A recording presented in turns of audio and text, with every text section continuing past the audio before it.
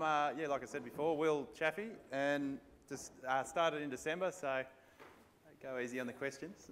Save those up for Hamish. I might ask the hard questions for you, Will. We'll go through, at the moment, we'll just go through setting up with sheep genetics. So we'll try and keep this as open as possible, and if I fly over something, just make sure you pull me up and we'll go back and make sure everyone's got their head around it. So just in this session, we're going to run through data quality, and when we talk about that, we're talking about quality assurances and what sort of information you're recording and how we're interpreting it, and whether or not it's the most accurate information that you're recording. Getting this adequate linkage. The key word here today we'll see is linkage and groups, that I'm sure a few people have already said to me today that's one thing they're trying to get out of this session, so make sure we'll cover a fair bit of ground on those today. And we'll also just touch on using size and how to use syndicates and whether or not you're recording that the best way you can. So a couple of key points for really good data quality. We're looking for as much pedigree as possible. So we really want to know who the dam and who the sire is, and then building that pedigree tree up. So if a sire has been used on a different property, we can account for that and say that he's been used in a couple of different places. Yeah, Kate? So yeah, we've got the pedigree there. Really important that we can have both sides of the family represented, because we're a lamb's getting their information half from mum and half from dad, and if we only know one side, we might be missing out on a bit of a picture there. Linkage, more is better, so we want as much linkage across the flocks, like Karis was saying before with those benchmarking graphs. So if we can see how a ram has performed across different environments, or not different flocks, sorry, we can be working out where your flock is sitting in comparison to that, or where your sires are. So more linkage the better, and we'll go into that with a bit more detail in a moment. And management groups there, so less is better, but needs to be a fair comparison. So, and that's one thing that really comes down to your interpretation of your scenario. So it's not something we can be doing for you. If you think it's fair to be comparing those two animals together, put them in the same group. The more animals in the group, the better, because we can have a better comparison. So we'll get to that as well in a bit. I'll touch on this at the end of the slide, end of this session. So just what our top 3 client concerns are that we get on the phone or email or having a chat to us about. So first problem was that my breeding values have dropped, and yeah, 99 times out of 100 it's from sending in new data, but we'll get to that. Normally we say that people generally only complain when their breeding values go down. Last week we did this saying that no one ever complains when breeding values go down, but Will did have a phone call this week saying, sorry, my breeding values are looking too good. That couldn't possibly be right. So. Can't keep everyone happy. And accuracies for animals are too low, and my figures don't match how my sheep are performing. So at the end of this session, we'll just flick through those 3 points and hopefully cover a bit of ground there as to why some of those issues might be happening on your place. Okay, so this little section here will be about a few quality assurances of what we've got for different traits. So we've got fleece measurements, we'll do carcass scanning, visual traits, worm egg count and body weights, and direct reproduction.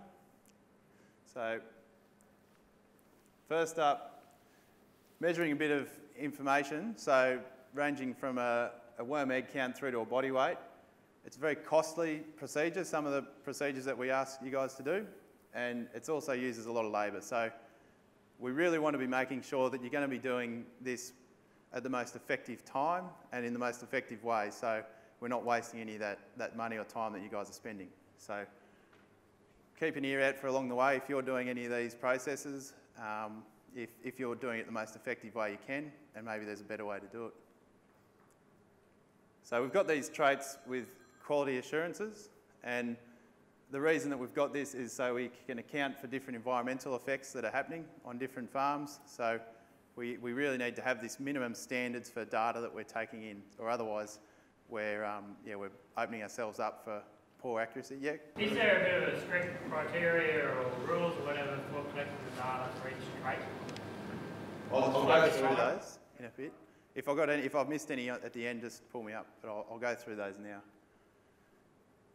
Yeah, so if any of this information is recorded and it doesn't meet our requirements, we actually exclude it, just for that purpose that we're giving back breeding values, so we need to make sure they're accurate and we need to be happy with the data that's coming in. And that's just a point about management groups. So if you've got an animal in the wrong management group, we're not comparing them evenly. Righto, so fleece measurements. We now, as Hamish said before, we've now got a blank space in the analysis for post-weaning age stage fleece traits. So that's a new area that's come up now and hopefully fits in a bit better with what's happening on farm for you guys. So this last analysis that's just come out, any fleece traits that you had already put in that had fell under the minimum age range, they'll now be getting used as post-weaning fleece traits. So that figure will be displayed for 2010, right? Yeah. So the reports have gone out for flocks that have submitted data in the last few weeks. We should, in the next few days, be getting out a report all, so everyone can have an update of their current report, what it looks like. But yeah, going back as long as there's data on the system, if there were fleece traits that fell underneath that minimum threshold, as long as they're up above 8 months of age, they'll now be getting used in the analysis. That shearing, that obviously that would have lambs tip out, like they're an unshorn shear. You can tip shear them first, but you need to meet those minimum requirements for numbers of growth. So growth versus quality. Quantities. Not necessary, but probably a good idea, especially if you're not doing an accurate date of birth. So like we've got up there, we've got a minimum of 6 months for wool growth, and fleece. So for fleece quality traits, we want a minimum of 5 months wool growth. Okay, carcass scanning. So like Hamish said as well, we've just been down in South Australia running a carcass scanners accreditation. We've actually got one in the room over there, George. We're just waiting to get back crunch the numbers on whether we can hand out accreditations just yet, but hopefully we'll have that updated on the website within the next couple of weeks. But just keep in mind, like we said, we really need that accurate data to be coming in to be using it. So everyone in here, there's a stud breeder though, everyone's carcass scanning. Is anyone here a member and not carcass scanning? No? So everyone's, all right, so this is just a few rules of thumb that might save you a few pennies from your carcass scanner driving out all the way to your place and then finding out that they're not going to be good enough to scan, so sending him back home. It has happened. We've had a phone call in the last couple of months of someone who's driven out to a breeder's property and gotten there only to realise they're not quite in good enough condition. So keep in mind that we need animals 30 kilograms or heavier to be measuring. And the key is this fat depth variation. So I'll touch on it as well with worm egg count, but if we're measuring traits that can get to the bottom range being 0, so so for fat, if there's no variation in the animals that are coming in, say over 30% of those animals are sitting on 1 millimetre of fat, that might mean that some of them are leaner, but which ones of that 30% that are on 1 might still be on 1 when the rest of those have moved up. So we want to be seeing what's like a bell curve of all the information, and if we're getting more numbers sitting around 0 or 1 mil for fat, we're not getting a full estimation of how those animals are going to perform with fat depth. If you look at the heritability of fat depth, if you look at all animals that we've got in the database, heritability of fat depth is around about 27%. If you split that into the lean animals and the fat animals, so if we look at the heritability from 2.5 mils upwards, the heritability of the trait's about 40%. If you look at it from 2 mils down, it drops back to about 17%. So at that lean end of the scale, Will said quite rightly that you don't have the full distribution. You're chopping our distribution in half, but also scanners struggle to be able to put their cursors at the top and the bottom of the fat and say that's 0.5 mil difference between those two spots. It's difficult to measure it repeatably, it's difficult to measure it reliably, therefore our heritabilities fall apart. So it's in your own best interests to make sure that, you know, one, you're getting an accredited scanner who knows how to do it, two, they're in the right range so we get useful information, and the breeding values that you're getting back, you know, actually allow you to make genetic progress for those traits. Yeah, just add Mark. Is that drop average at 30 kilograms? So minimum. So we want them to be the whole, like if you've got animals that are just in... making sure that nobody just don't start scanning and they put under 30 and let him out. You know, because that's influencing the rest of your animals. Any animal that drops under 30 kilos, an individual animal under 30 kilos, we can't use that scan information. Scans are adjusted to a constant weight in the analysis. So for post-weaning, say, we adjust the scan to a 45 kilo standard live weight so that we can have our fat and muscle depth breeding values expressed as the amount of variation we'd expect to see on a 45 kilo animal in those commercial sort of slaughter weight ranges. Animals that fall below 30 kilos, our adjustment factors aren't reliable, going from less than 30 kilos up to 45. So we can't use that information at all in the analysis. No, it's best to wait until you can get all your animals above that 30 kilos and have that variation in fat. Because if you start just measuring, selectively measuring, we're missing out on those poorer performers, which might actually make your top performers look better. We don't know because we can't see them. So ideally, make sure they're above 30. If they are below 30, we won't use it. So don't spend your money scanning those ones below 30 because we can't use it, but ideally, make sure they're all 30 kilos and up before you get the scanner out. So we had our post-weaning scans the other day, and the scanner talked about having an average of 1.5 fat. Yeah. Is that right? Yes, bare minimum. Minimum, not an average. On an average. Yeah, no, it's the average of the mob. If the average of the mob falls below 1.5, we can't use it. So if you've got a few individuals falling down around that range, that's okay, but the average needs to be, as a bare minimum. I'd prefer to say over 2, but sometimes for merino breeders in particular, that can be a bit of a challenge. So yeah, we've pretty much threshold at 1.5. Yep. Okay. And your carcass scanning traits, so we can be accepting that data from weaning age stage through to hogget age stage. And the purpose of that is just targeting where the prime lamb and where the sale market is and where. So if you're going to be selling your rams to a lot of commercial breeders who are going to be targeting that post-weaning age stage, then it's probably best for you to be measuring at that post-weaning age stage. So picking what your customers are doing. And we don't want to be seeing any adult carcass measurement traits, and we won't be using them if you do send them in. Yeah, so if they're above those thresholds, you can do it in those age ranges. So what Will's saying is dead right.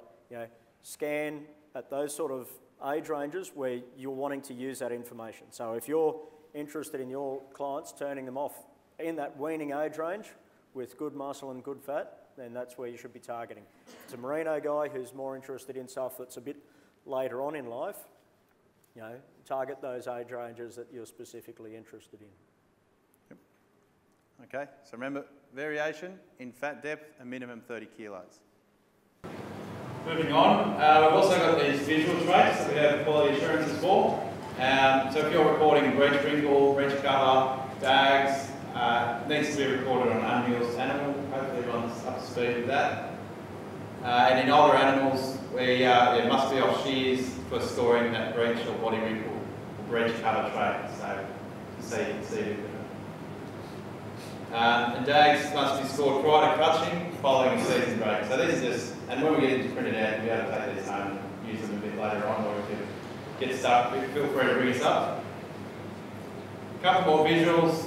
Wool traits, if looking for at least 8 months or older, for the visual traits in a merino or less, or if you're looking to record that visual wool trait.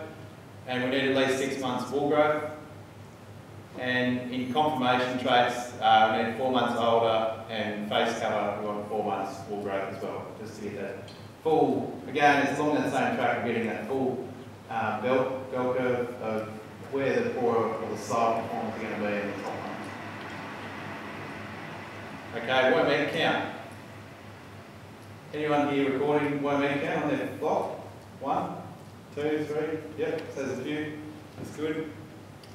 We're looking between weaning and hogget age stage. And it's a bit of a rule of thumb. We want the average of your group that you're going to be measuring to be 280 eggs per gram higher, or 280 is down this way, isn't it? Because it all depends on the climate that you're in. So if you're in a summer rainfall area, probably going to have a few more issues with worms than, say, down south, where it's not quite as much of a winter rainfall. And it's also the black scaleworm versus barley pole species difference. So and the different quantity in the eggs that the two species will have. So we've got these different thresholds that we want to meet here. And this is, again, just coming back to that whole bell curve process. And if we've got over 10%, 15% of your group that you're sending in sitting on 0, we don't know which one of those zeros are going to be still on 0 when the average might be up to 500 eggs per gram or 300, sorry. So the idea of just stretching it out so we can still work out who's a better performer, still going to sit on 0 eggs per gram or lower end when all the others are still moving up and getting more and more. So it's really important to do your average count for the mob before you go spending the money to do individual worm egg counts. So doing your average, happy for you to do that at home by yourself if you do it, but then when you go to do individual process, best to be sending it off to a lab so we get a proper and accurate record.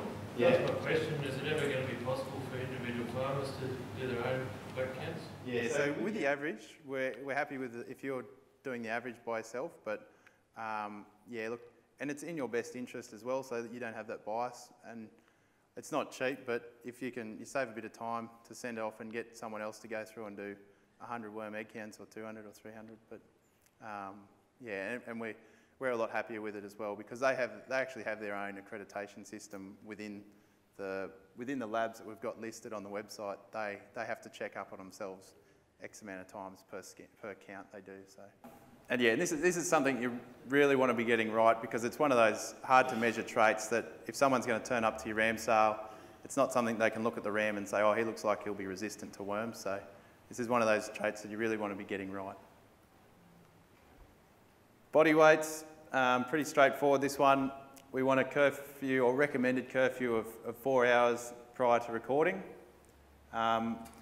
Just if you've got a larger mob, so for the merino guys here who go through and measure quite a large number, if you're going to be stretching out your body weighing sessions to over a day, it's really worth considering splitting your mob in half just randomly, splitting them in half and doing them over 2 days and exposing them to the same conditions. So if you're going to go through and do your yearling weights and it's going to take you 2 days, probably best not to get them in Monday afternoon, weigh the first lot Tuesday, leave the ones that you haven't weighed yet in the yards on Tuesday night and then go through and weigh the rest that you got left on Wednesday morning. So maybe if you've got a larger number, maybe consider just chopping them in half, running the first lot through, having that same off-feed period as you'll do for the second group. So we can record body weights from birth weight through to adult. More is better. Best you can do is send in as many as you have. Check scales consistently. So it's I've got a point down here. It's all well and good to be using EID machine, auto draft or auto weigh machines, but if you're going to do a large number, it's pretty crucial that you're having a look every now and then just to make sure that they're reading appropriate figures. So if you've got a yearling merino on there, he's not weighing 20 kilos. Hamish has a story that I keep telling. He's probably sick of hearing it by now, but there was a client where they had their scales set up and they had the auto weigh system in, and they were going through. They put them all through the auto weigh. I think there was over 800, wasn't there? It was a big mob.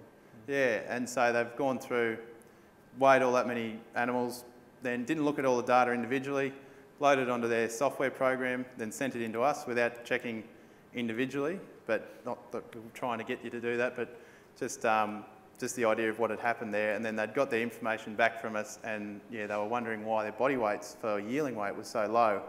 And going back, what had actually happened was a bit of board had actually gone underneath the front of the scale, so we weren't getting, and that every so often there'd be a couple of animals that would go through 20 kilos lighter than they were meant to be. So if you're going to be doing auto weighing, that's all well and good, but just keep in mind that you do have to look at the screen every now and then to make sure it's reading appropriately, yes? So with birth weights, quite often they're actually estimated, aren't they? Because we would measure our birth weight, but I know some other people don't measure their birth weight within the first 24 hours, where they're given a birth weight on the land plan index.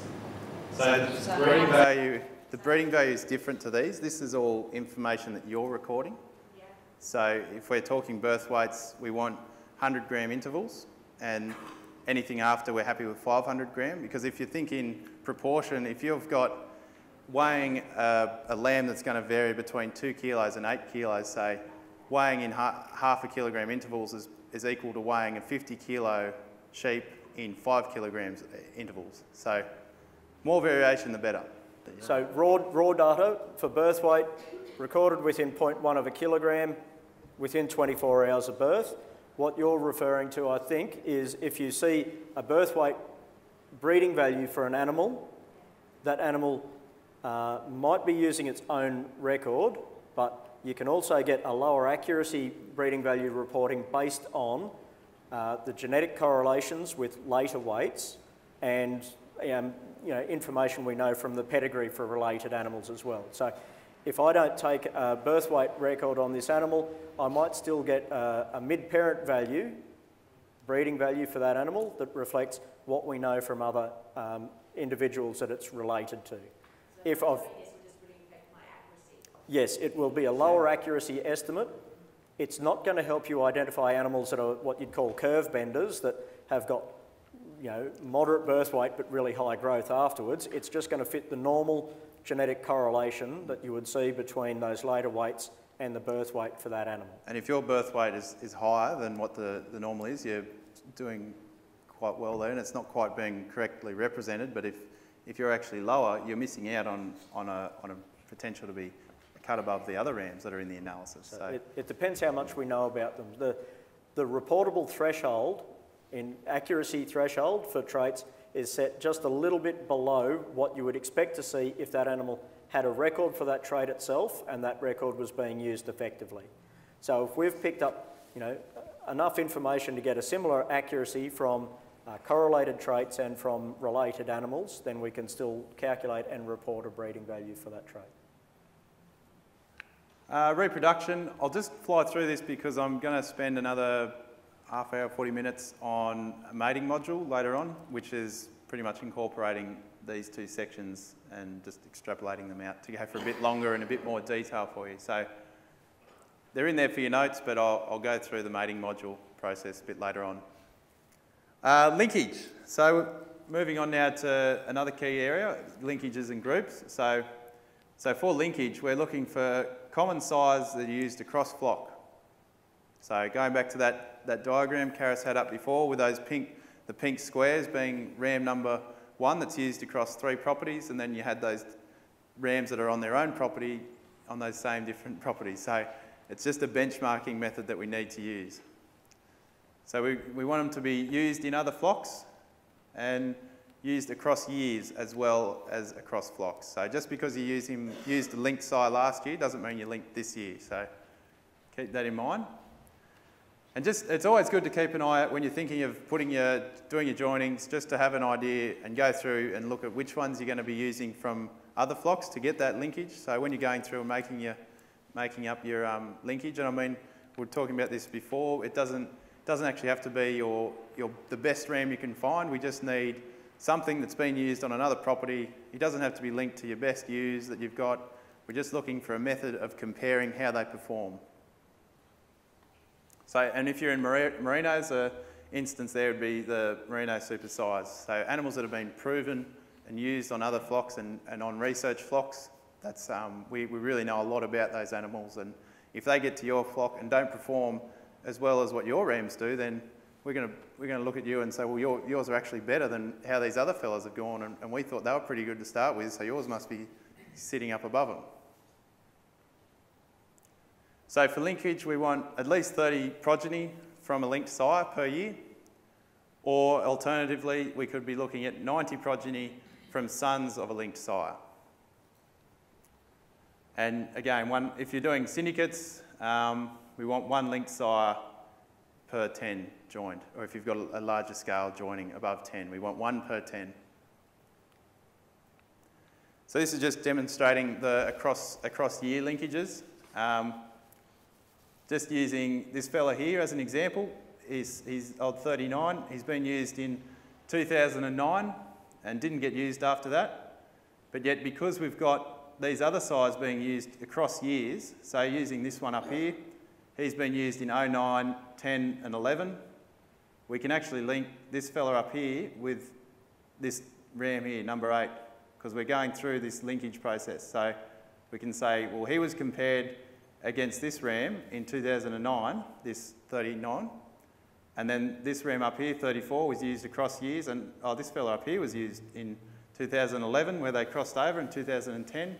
So that's how we're linking those two and working out how they perform in different years. And yeah, so usually it's pretty hard to make a mess of genetic linkage from one year to the next, because most people, use some of their sires at least for more than one season. So normally it's not something that you normally have to think about in too much detail, but I have seen it where a flock has basically thrown out the entire sire team and started again with another sire team every year.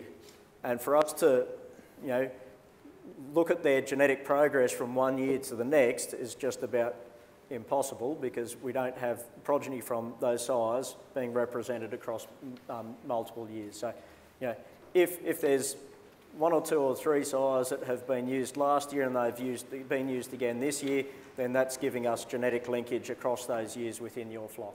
So all this is showing you is, this is some of the sort of diagnostic things that we can look at if we're seeing unusual things in someone's flock. It's just showing you individual sires that have been used in that flock and the years that they've been used across. So say looking at this 2012 drop, say this fella wasn't here, so we didn't have that line there, and we didn't have that line there.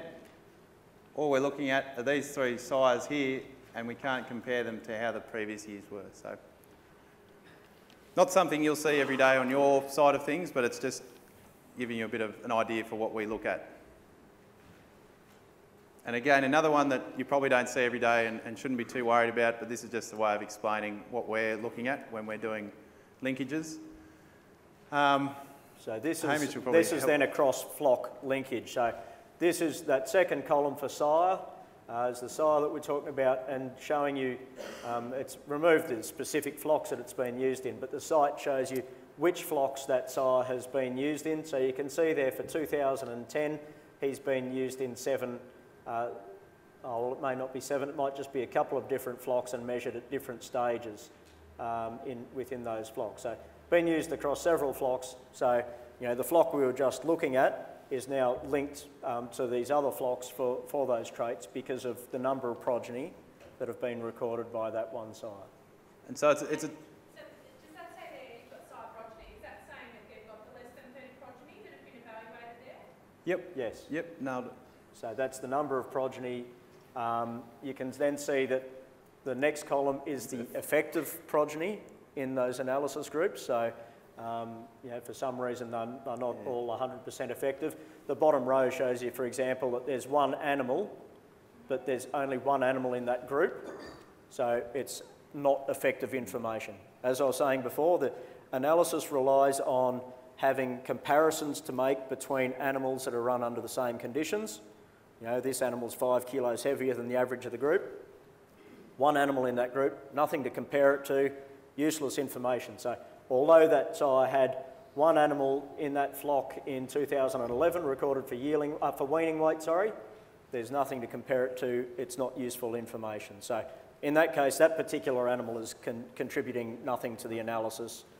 We can't derive any linkage from it or anything. So that leads on a bit to the management group. Sorry, did you understand? Oh, well, just noticed that you said that 30 progeny is what you need to have to get effective linkage.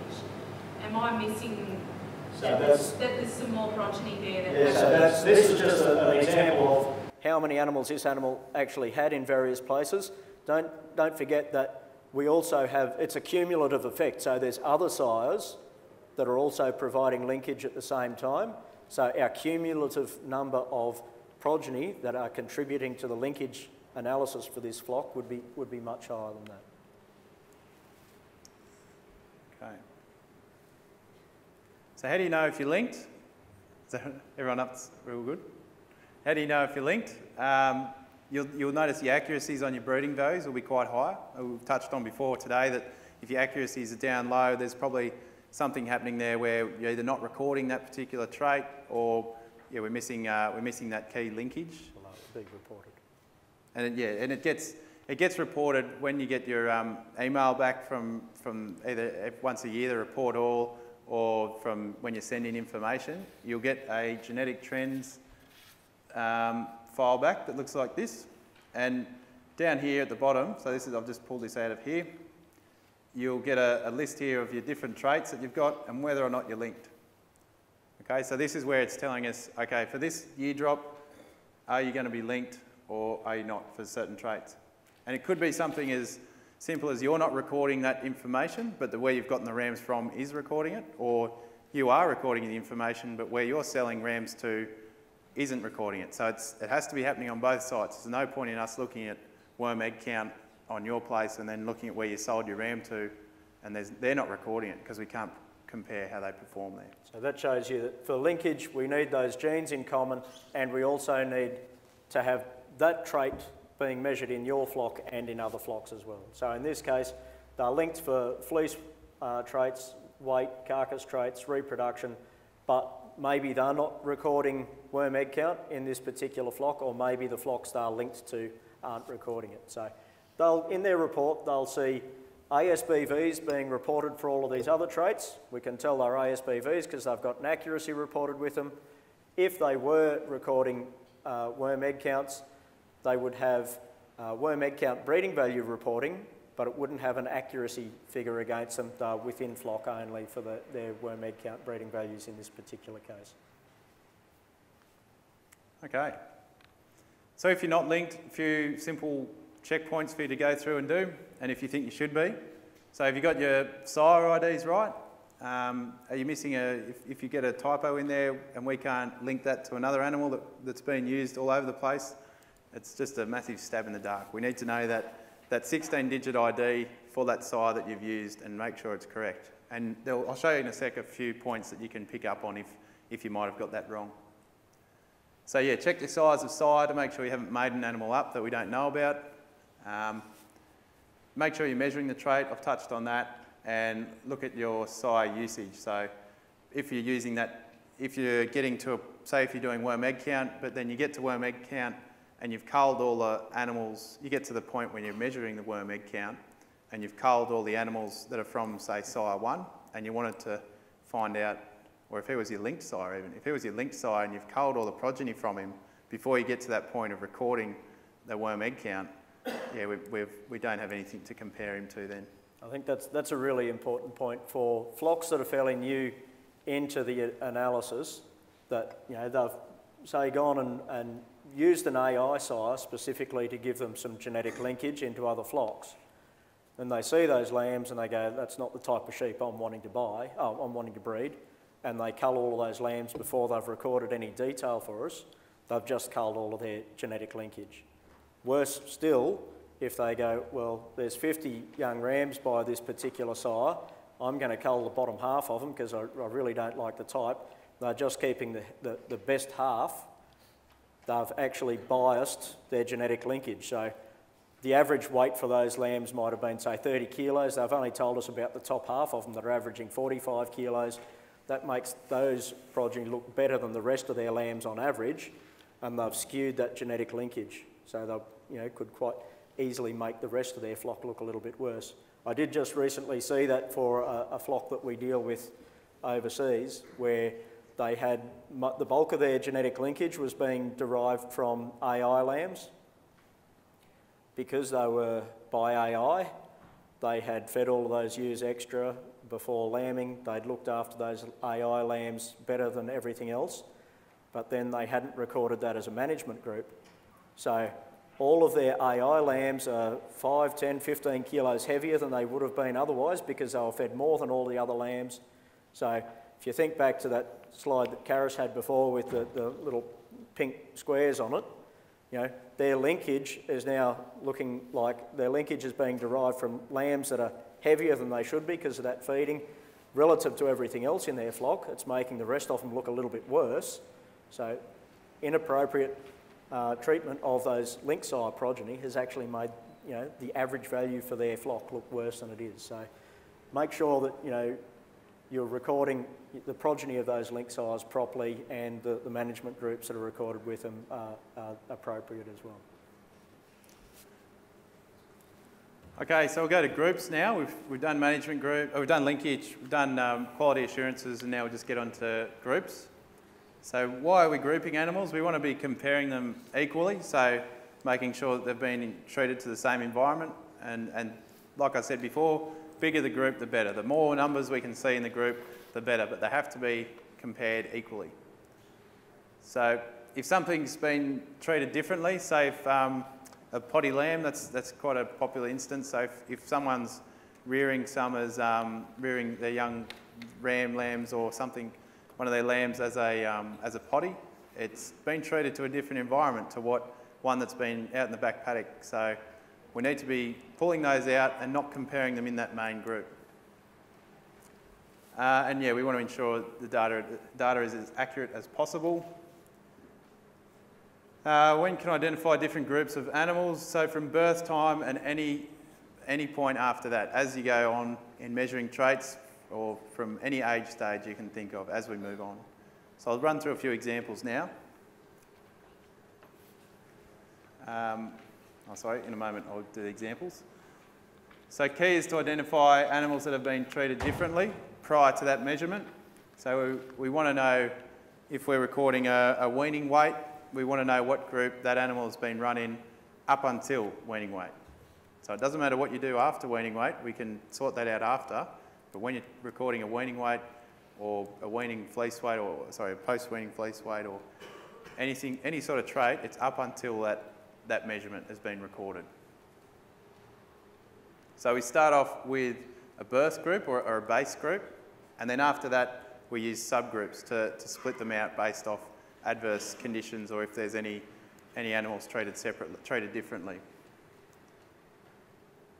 So working off, using an example of a birth group, if you're taking your twins or your triplet bearing ewes and putting them over on oats with feeders in a really good environment, really good paddock to be in compared to your singles, which are out in the back paddock sucking on rocks, we need to be saying that they're different. The animals that are born in those groups have been compared to different environments. So putting them together and putting them all in the one group, you might find that all your twins and your triplets are actually a lot higher performers than what they should be. So it's scaling down your singles. And we already account for twins and triplets and multiple births. So we already make our adjustments, and you going through and accounting on your own behalf, yes, we run into a bit of trouble. So yeah, we need to have a fair description of how they've been run up until their birth group. I've seen an example of that one in the past as well, where someone had split their multiple bearing ewes into one mob, singles separately. They looked after the twin bearing ewes, you know, fed them extra. In the analysis, we're going to adjust up the weight for birth weight and so on for those lambs, because we know that mums, you know, put energy into two different lambs, therefore they're each going to be a little bit lighter. So we've adjusted for it in the analysis. They've fed those twin bearing ewes extra, so the twin lambs are heavier than we would have expected them to be otherwise. They didn't management group out those birth weights, put them into a separate group. So we've put it through the analysis. Just so happened that one sire had mostly twin lambs and the other one had mostly single lambs. And the fellow that had twin lambs, his birth weight breeding value went through the roof because we've adjusted the weight of those lambs. He's adjusted the weight of those lambs by feeding them extra, hasn't told us about them. So we've artificially pushed his birth weight breeding value up. we saw the change in breeding values and said, this doesn't make sense, what's going on, and went and spoke to them to see what was driving the change, and it was inappropriate management groups. So we had to go and fix up those management groups and rerun the analysis so that, you know, it made sense. Just on that, when you say the adjustment like for twins, etc., is the adjustment a standardised thing, or is it a case-by-case basis? So it's based on the difference that we see between singles and twins based on everything that's in the database. So based on 1.6 million merinos that we've got in the database and the differences in performance that you would see on those animals for singles. So it's a standardised... Like, I wanted to ask, you've got them during joining, so you mean after they're pregnant, or like running with the size, because we have various size running with the ewes? So as long as they've been, if you can look at those paddocks or look at the mobs and say, well, you know, the feed in those two paddocks is pretty similar, I'm happy to say they've been compared, they've been run on the same feed, put them in the same group. But as soon as you see any difference, any sort of difference in environment that they've been exposed to, that's when you should be putting them in their own. So, so in theory, any paddock difference at all, we should be accounting for that with management groups. In practice, you do need to make a bit of a judgment call and say, has a difference in treatment caused a difference in animals' performance? So a few years ago, I saw a case where someone they weren't living on the place, so they split the ewes back up into their joining groups for lambing down, so they knew that they were at least getting the sire ID correct. Therefore, they went through and grouped each of those mobs into a different group to record the details. We'll get to what single sire groups do shortly, but because they're all split up into single groups where the group was all by one sire, we can't make comparisons and we couldn't use the information. Went and spoke to them about what's actually been done in practice here, and there was 50 odd ewes in each mob that were on grazing oats with a hot wire between them, splitting them up into these different groups. So pretty much every group had the same access to feed. So because as soon as they were tagged and boxed back together, we're reasonably comfortable that there's not really an environmental difference between each of those mobs. So in that particular case, we're better off running them through the analysis in one group. If you've got one mob on grazing oats and another mob's on native pasture, and ewes are significantly different in weight, therefore lambs are going to be different in weight, then yes, we definitely need to include a different group for each of those different treatments. And then, assuming that we find out, we scan them, found out which are singles and which are twins after that, they're in different sorts of paddocks, then we put subgroups again, so divide that group again into so differently singles and twins. We'll go through the mating module stuff this afternoon. That's exactly that, talking about what group were they leading into joining, what group were they leading into preg scanning, what group were they leading into lambing. But yeah, it is what groups have they been running up until that point in time, and has that difference in treatment led to a difference in performance. So if we're talking about weaning weight, for example, it's not I weaned all these lambs today and while I've got them in the yards, I'm splitting them up into different mobs to run through for the next couple of months. It's what group were they run in up until today, and has that influenced their performance. So, this group have, these were off maiden ewes, so I've been looking after them. They've been running on loose and flats, and the older ewes have been running on normal grass country. That needs to be accounted for, not I've now split my ram lambs and my ewe lambs into different mobs, and that's what they'll be running over the next 3 months. That's the sort of information we'll have to take into account once we record their post-weaning weight. What is, you'd say, the tolerance for their birth date before you split them into another group? We already account for that. So if you're recording date of birth correctly, it works on 35-day windows from your first lamb on the ground to 35 days after that. We put a line through it and say, but that's not something you have to do. That's something. As long as we record their birth date correctly, you can still say their group. And we use that building out onto post-weaning weight to yearling weight. That has adjustments based off when they were born. So yeah, don't go putting your own management groups on 35-day windows or because you think they were born too far apart. We already account for that, and yeah, it's not. Account for that if you've got the birth date. Yes. If you're happy with those birth dates you're sending in, Yeah, and if you haven't got the birth dates, that's when you have a different management groups. That's when a big spread you would need to account for that.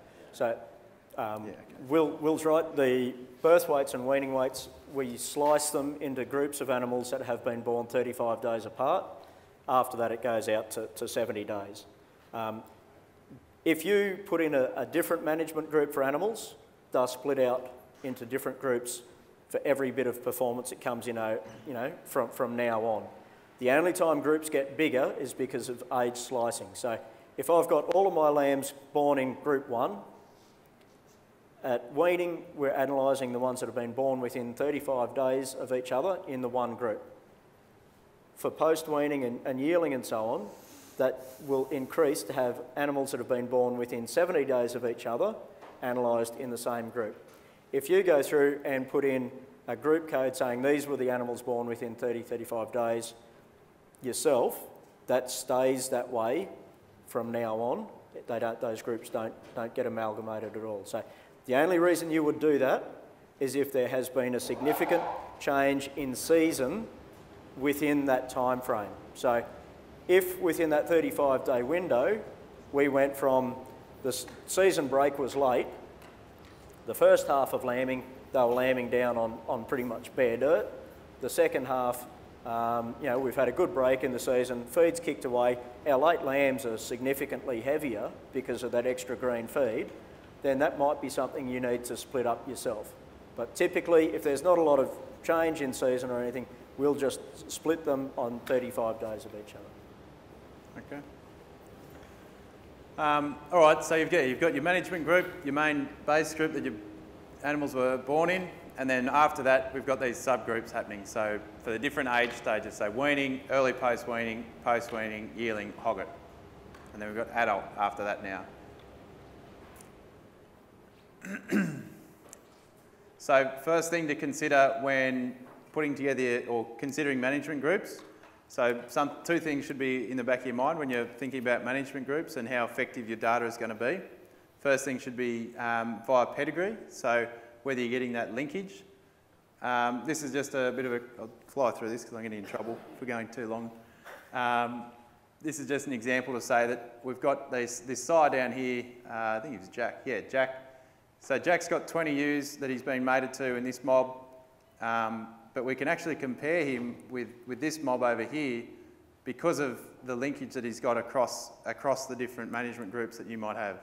So assuming that these four management groups, or these four groups have been called separate management groups, we're still able to get this linkage from Jack and Megabucks because Jack's been used up here in group 1 and Jack's also been used over here in group 2, and then Megabucks has been used in group 2 and he has been down here as well. Sorry, so I got that mixed up. It was Jack and Tornado. So we can compare how Jack performs as a sire with Tornado because we've got animals going across the group. So if you're in a situation like Hamish was talking about where you have to have smaller groups based off your feed environment or whatever's happening on farm, just keep in mind, yes, splitting them out isn't ideal, but you can account for it by having sires used and splitting up amongst the groups. So spreading your sires out across the different management groups that you're going to have, you can get away with splitting up your management groups. Particularly important where those different paddocks have got very different environment, or if you are running them through in those separate groups right through until weaning. If you're, as soon as lambing's finished, if you're tagging them and boxing them together and running them through, you've got a little bit more flexibility. But if you're running them through in those separate groups until weaning and you're starting to take performance records, then we really need to account for those groups. I just need to get some clarification because I want to make sure I'm not doing the wrong thing. For example, if I've got 6 sires joining joining, say, 60 ewes each. They'll be in separate paddocks, and those ewes will have a coloured ear tag, so we know that they've gone with Ram A, Jack, or B, Megabucks or whatever. And they only go in that joining group for the joining of 5 weeks, and then the rams are taken out, and then all the ewes are run together.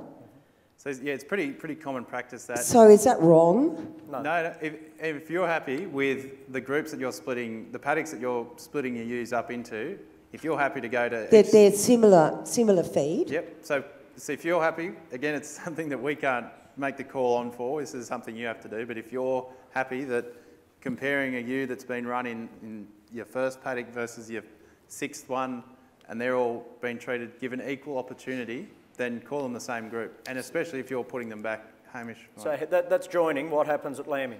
Joining, yeah, so they're just so that we know that ram's joining those ewes with that particular colour tag, and as soon as the rams come out, all of the ewes are put together, and then at lambing, they all lamb together. Okay. And at lambing, on a daily basis, I drift off the ewe that's lambed that day, and I weigh and tag it. So I'm actually drifting that ewe off, say, if it lambs today. And would you put it on oats or something? Or no, same? You just put him I'll in a put it paddock? On a paddock next door that's the same feed as where they've lambed, but I want to separate the ewe from the mob because she's already lambed and I don't want to be running. Yeah, no, that's fine. If what you've said there, the feed on those 6 paddocks when you're joining are equal, and then getting through to lambing, you're not splitting them up again at lambing, which some people might do. I think that's pretty much perfect. Yep. Okay, that's fine. so I'm worried about linkage though, because they're single sire groups. No, but you're lambing down in the one paddock, so that's I fine. am. We are. Yeah. Thanks. Yeah. So, there may be some, if we are using that information in the reproductive analysis. Yes. So for, those joining records and so on, now that we've got a mating module available, we'll go through this afternoon how to record those joining groups and so on the way through. Right. But in terms of the lamb's own performance, what you're doing is pretty much perfect. That's all good. In terms of reproduction, we'll go through it this afternoon, whether they do or don't need to be recorded as individual groups. Okay. Where we're concerned here is more for if people are lambing down in smaller mobs, particularly if they're not doing as much pedigree and they're using those mobs to help determine the parentage of those lambs. So they're lambing down in single sire mobs so they can get sire parentage, then that's a bit more of an issue and we need to think about linkage between those groups. No. So that's pedigree, and like you're just saying, Kate, you want to be comparing as many as you can, as many sires as you can across in the management group. And now we'll go consistent groups. So quickly going through an example here where a breeder had a show team that he had. So say we'll just use Kate's for an example that we're all up to speed on what Kate does. So they're all being born into the one management group. So they've got a birth group of 1, and then say Kate pulls out. Do you have a show team, Kate, or no? No, I don't. Okay. Okay, well, don't worry. We'll just pretend. That's right, gold star. We'll go. We'll just use it as an example. Let's say you did have a show team here. So you're pulling out, say, your top 50 sires each year drop, and you're putting them in the shed to feed them up. But you've got the rest of your animals there put out in the back paddock and run as they usually would be. So that's when we want to be splitting these 2 groups apart and saying, the ones that we've put in the show team, they've been given pretty good opportunity to grow out versus the ones that have been left out in the pasture. So that's where we're going to be saying, any animal that's in that shed is going to be group 2. Pardon me. So when do people do that? Like if they're, it's all got to be run together on lamb plan or whatever shit, limits next, so you know. We've got a microphone there. Just recording purposes. Like if you did do a show team, which we don't do, but if you did, I mean, you've got to go through to weaning and where do they pull them out? So ideally, bigger groups are better. If you are splitting them up for any reason, on property management reasons, whether it's show team or something else, we need to make sure we're accounting for that with our group codes.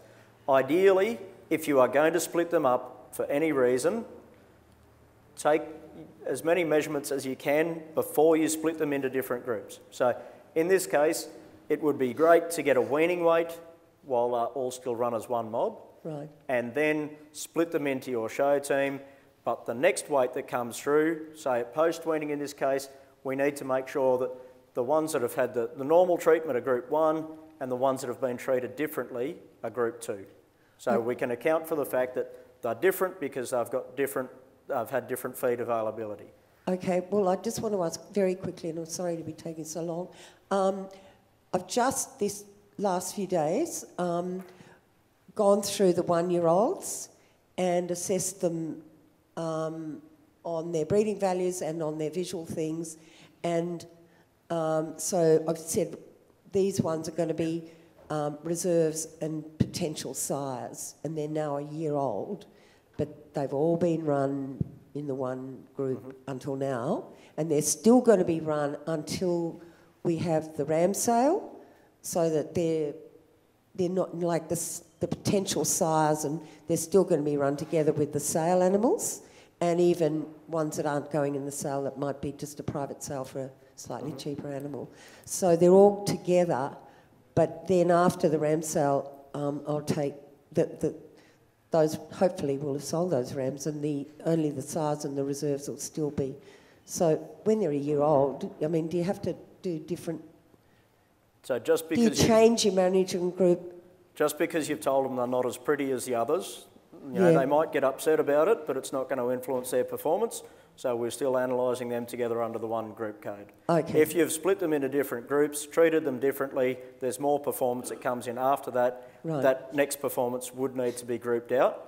But by the time, with the breeds you're dealing with, by the time they're 12 months of age, you've probably taken the bulk of those records anyway. So it's not an issue. Thank you. Okay. So once grouped out, analysed separately for life. All nods? Yep. Righto, so going through another little example here, we've got 3 different age stages, and we've had a breeder. This is actually from an actual breeder, so it's not made up figures. So we've had he's had two weaning groups that he started off with here, and he's gotten to weaning, taken his body weight or whatever measurements he was going to take. Then come to yearling, he's actually split them up over 3 different groups. So we've gone from weaning being in 2 groups to now yearling, we've got 3 groups. And so he's split them up across the different groups. And here's the counts of them. So he's taken out a few culls as well. So now group 3 is made up of 29 from group 1 weaning and 170 odd from group 2 weaning. Okay, so really starting to split it down. He started off with quite good numbers here with 642, and now we're down to around 210 odd. So we're getting smaller groups to be comparing things with. And then again, come yearling, he's split them up into, to hog it, split them up into 2 separate groups again. So you might be able to see it up the back there. There's a little red or a blue ring around these numbers that are green, so that goes back its history. So this lot of 5 animals started off in this weaning group back here. They then went to a yearling group of 2, and now they're up in a hogget group of 1. So we're only, and this group of 10 have followed the path of starting off in the weaning group of 2, moved up to a yearling group of 1, and now in a hogget group of 1. So what that's saying is, come hogget time, we're only being able to compare 5 animals with each other, and 10 animals with each other, and 5 animals, and 10, and 1, and 6. Really small groups. And so what we've done here is just ruled out any of the other, based off the information that had come into us, we'd ruled out any of the other information, any of the other animals that were in these 2 groups originally. So this is one of those cases where we had a breeder ring us and say, my breeding values aren't matching what I'm seeing with sheep. So we've gone to look at why. You look at those groups and you think we've got really big groups to work with on face value, we should have some really effective comparisons. But because they've been randomly allocating from one mob to the next mob to the next, we can't make the comparisons. A lot of that data is useless. If we, for the minimum size for a group to be really effective is progeny by, at least 3 different progeny by 3 different size, bare minimum. So, any of those groups that are less than 9 animals are, not effective groups at all. There's probably groups there that, you might have 10 or 20 animals in a group, but they might be by 1 sire or something like that. We don't really know from what's there at the moment. But, a lot of their information has been broken down into groups that are no longer useful for us. If you're going to be doing that sort of thing, then think about what group have these animals been run in previously. If I'm splitting them up into 3 new groups, if I split them back along similar lines to what they were split up on last time, at least I'm maintaining a lot of my groups in a usable size. So just by going from one group, randomly allocating next time, we've lost just about all of the value out of that data set. So you might think, you might have thought, oh yeah, I've got 172 animals here in this Hoggett group of 2, but what's actually happened is that he's got 6 little groups of less than 38. Okay?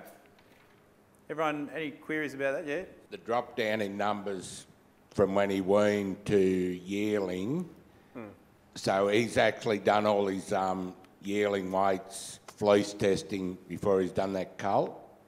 You'd hope so. Hey? You'd hope so, yes. Yeah. Because if he hasn't, he's only kidding himself, isn't he? Yeah, his bell curve will be... Look, you'll notice that there's other animals there along the way. That, say in that green circle up the top there's 234 animals in that group, and we can track down 158 of them started in group 2, 56 started in group 1. So there's another 20-odd animals there that have turned up for the first time with their first measurement at yearling that are going to be another group again. So there's a few other things happening in the data set as well. But the main message is that by splitting up from one group to the next, we're ending up with smaller and smaller groups to work with. If that's how animals have been managed, the horse has bolted. We need to make sure that we are accounting for those differences properly in terms of planning for this flock, what they do next year. The damage is done for this year. Planning for next year, we need to think about how do we run those animals throughout the year to actually end up with some usable data. If we're going to split things up differently from weaning to yearling and then to Hoggett, what groups could we run them in that we're still able to manage them appropriately out in the paddock, but we're actually going to get some useful information for genetic evaluation as well. Hey, I've got the mic again. Sorry. Thanks. I know we're harping on this, but like you said, that's an example of what not to do, basically. Does that person then still does he get like only a flock breeding value, or does he get an index on there, or just with a low accuracy, or what happens with all these figures? He will find there that his breeding values will have had lower accuracies because the information isn't as effective, and you will also find that they will be closer to average because we don't have the comparisons to make. We'll get to a slide at some stage soon. We've got that bell-shaped curve one coming up, haven't we? That will help explain that a lot better, that these figures will actually look closer to average because we've got small groups that we can't make comparisons between. We can't actually see just how much better some of these animals are from average. And you also might be missing out on linkage there as well by doing this extravagant grouping effort. Okay, so again, less grouping the better, bigger numbers the better in the groups.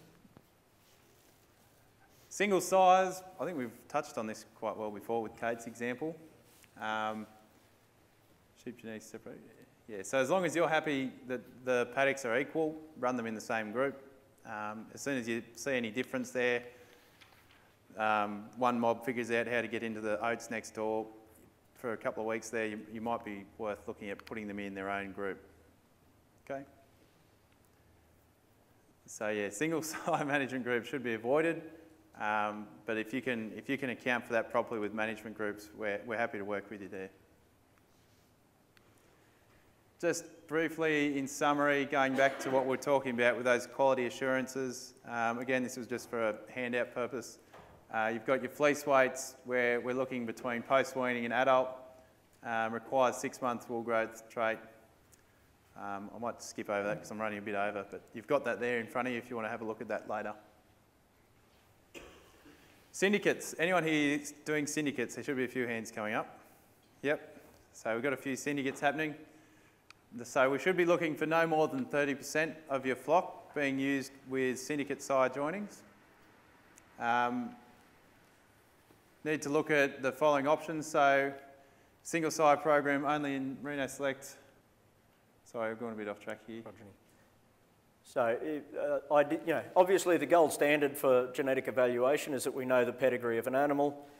We can make use of some syndicate sires, but if they account for more than about 30% of the lambs, then we can't use syndicate sires to calculate genetic linkage. We don't know as much about the genes those animals are carrying. So, if you do have bigger proportions than that of syndicate sires, we need to think about how can we handle that more appropriately.